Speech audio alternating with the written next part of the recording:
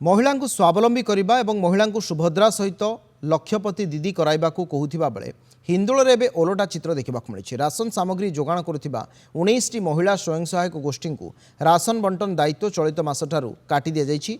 कोनोसी अभियोग नथिबा बेले बिना कारण रे बिना नोटिस रे हिंदोल ब्लॉक प्रशासन सेमानंकु काटी देबाकु नै लोकंक भितर उद्वेग प्रकाश पाइछि। विभिन्न पंचायत और दुर्गम अंचलर गरीब असहाय दिनमजुरिया और दिव्यांग व्यक्ति को यह महिला गोष्ठी वर्ष वर्ष धरी जोगाण सामग्री जोगाई आसुले।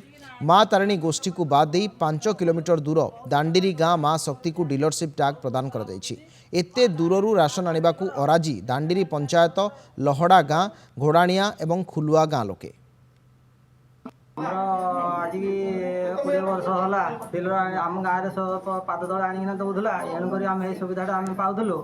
आज बीजेपी सरकार आज नुआ सरकार आम सुविधा कौन करेंगे सी आमको 5 किलो दूरता को सेटा जो आम अभियोग कर 20 वर्ष तले आम जो पाऊँ डीलर सीट से किसी असुविधा बा किसी कम्प्लेन आम शुणुनु एणुक से संघ आमर डीलर सीट आमर सेटा को आम चाहिए।